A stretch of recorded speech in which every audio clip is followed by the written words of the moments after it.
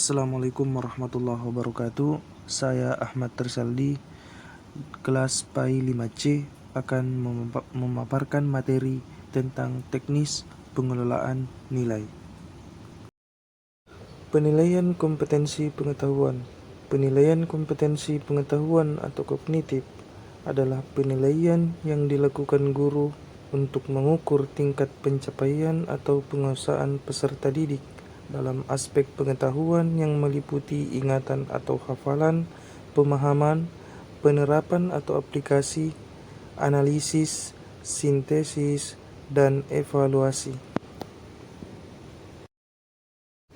Ada 3 bentuk penilaian kompetensi pengetahuan, yaitu 1.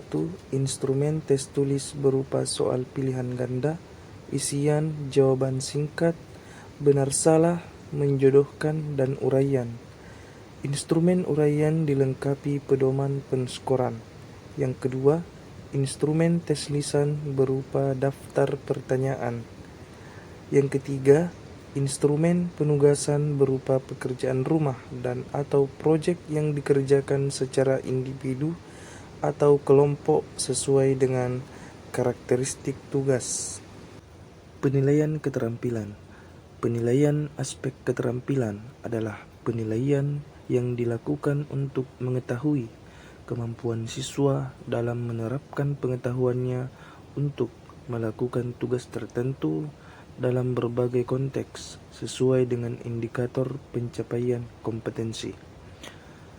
Penilaian keterampilan menuntut peserta didik mendemonstrasikan suatu kompetensi tertentu dengan maksud untuk mengetahui apakah pengetahuan yang sudah dikuasai peserta didik dapat digunakan untuk mengenal dan menyelesaikan masalah dalam kehidupan sesungguhnya atau real life. Macam-macam teknik penilaian keterampilan. 1. Penilaian portofolio. Penilaian portofolio merupakan kegiatan penilaian terhadap kumpulan karya atau tugas-tugas peserta didik yang telah tersusun rapi dan mendapatkan masukan dari guru dan teman kelas. Yang kedua, penilaian proyek. Penilaian proyek merupakan kegiatan menilai peserta didik terhadap tugas yang harus diselesaikan dalam kurun waktu tertentu atau periode tertentu.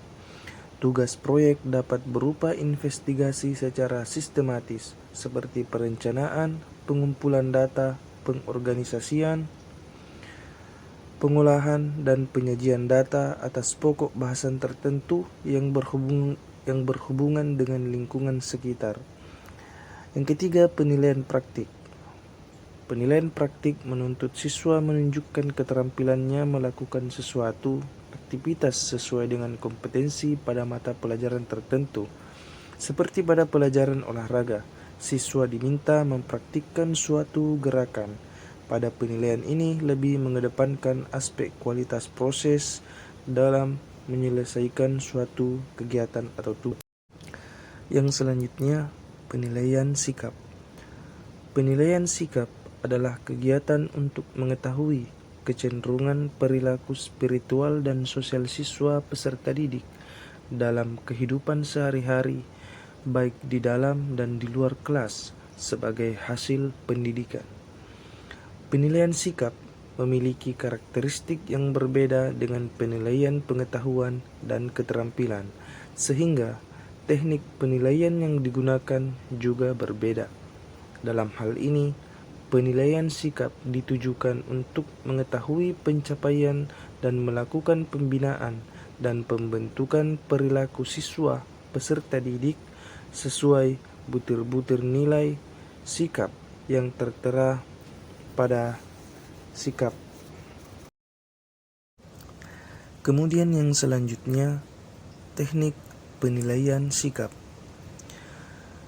Teknik pertama yang akan saya jelaskan yaitu teknik observasi. Teknik penilaian observasi dapat menggunakan instrumen berupa lembar observasi atau buku jurnal, atau yang selanjutnya disebut jurnal. Penilaian diri menggunakan instrumen penilaian diri. Penilaian antar teman menggunakan instrumen penilaian antar teman. Yang kedua, penilaian diri. Penilaian diri dalam penilaian sikap merupakan teknik penilaian terhadap diri sendiri atau diri peserta didik dengan mengidentifikasi kelebihan dan kekurangan sikapnya dalam berperilaku. Hasil penilaian diri peserta didik dapat digunakan sebagai data konfirmasi perkembangan sikap peserta didik. Yang ketiga, penilaian antar teman. Penilaian antar teman merupakan teknik penilaian yang dilakukan oleh seorang peserta didik terhadap peserta didik yang lain terkait dengan sikap atau perilaku peserta didik yang dinilai. Sebagaimana penilaian diri, hasil penilaian antar teman dapat digunakan sebagai data konfirmasi. Baik, selanjutnya yang akan saya jelaskan yaitu KKM. KKM singkatan dari kriteria ketuntasan minimal. Kriteria paling rendah untuk menyatakan peserta didik mencapai ketuntasan dinamakan kriteria ketuntasan minimal atau KKM.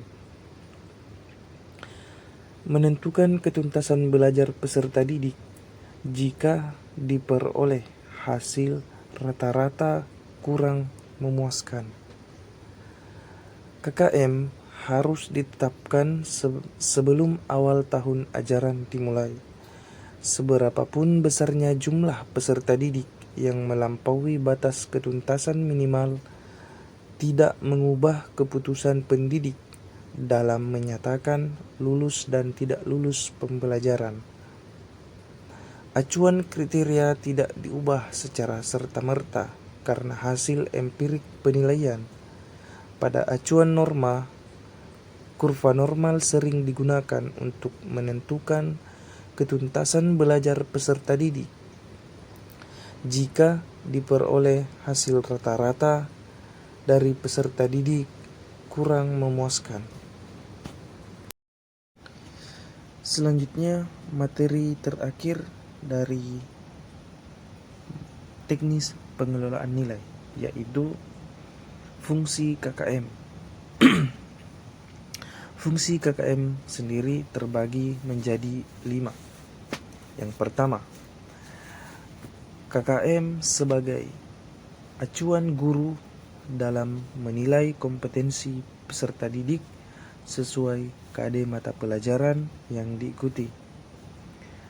Yang kedua, KKM berfungsi sebagai acuan peserta didik dalam menyiapkan diri mengikuti penilaian mata pelajaran.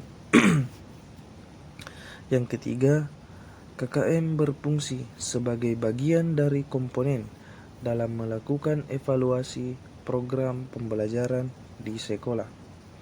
Yang keempat, KKM berfungsi sebagai kontrak pedagogik antara guru dengan peserta didik dan antara satuan pendidikan dengan masyarakat.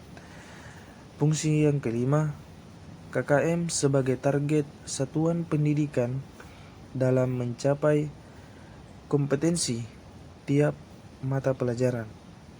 Jadi, saling berhubungan. Baiklah, mungkin hanya itu yang dapat saya sampaikan mengenai materi teknis pengelolaan nilai.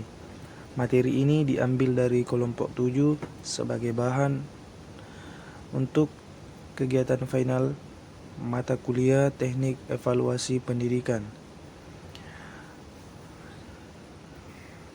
Saya minta maaf jika dalam menyampaikan materi dan dalam pembuatan video ini terdapat kekurangan. Saya memohon maaf yang sebesar-besarnya.